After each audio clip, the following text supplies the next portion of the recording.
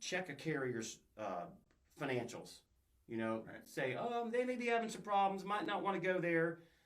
Price point carriers get into the business and they're driving price down. And well, that may not be the best thing. If you live by price, you may die by price, So it really opened our eyes. So it was tough at first, but that's who we are, and it's worked. Right.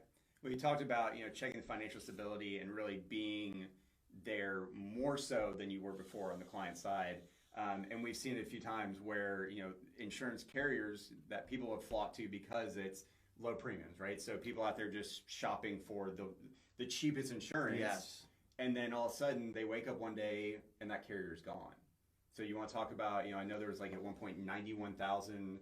Last year, a company went down last fall and put 91,000 policies on the street in a day. Now, so what does that exactly mean? That means when a carrier shuts down, basically they're done. They lose their rating. They lost their financial rating, and that means they had 91,000 policyholders that were basically had 30 days to get out and go find another carrier. The problem with that is the market's not really built to take on that much business that hits the streets that fast. It's a lot more difficult than just saying that, but the state of the market that we're in right now, in the property market, it's worse than it was a year ago. And with COVID hitting, and it may have pushed back some hard decisions for the Department of Insurance or the people that make these type of decisions on whether a carrier loses its rating or not to be able to stay in business or viable. It was pushed back, but the problems didn't go away. Right. They still exist. Like the assignment of benefit has been a big problem. Escalating attorney's fees. That's a big problem.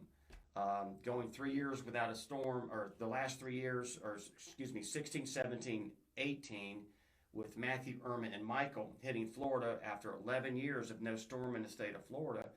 A lot of carriers fell asleep at the switch, and rates started going down, and all of a sudden storms start hitting, and there's not enough reserves for a lot of companies, and I think we may see some fallout coming. So right now, what we're dealing with is carriers are raising rates. Not just a carrier, all carriers are raising rates. And it's not pretty, but it's where we're at. And with that, the reinsurance has gone up, so the carriers have to buy the reinsurance to be able to stay viable, to pay these catastrophic events, to stay in business, right, to be able to make clients whole. So here we are stuck in the same situation we were a year ago. I don't know what's going to happen. No one knows what's going to happen, really. But I would say if your rates go up, call your agent, call us. We'll try to find something maybe that's okay or better, but underwriting guidelines have changed too. Right.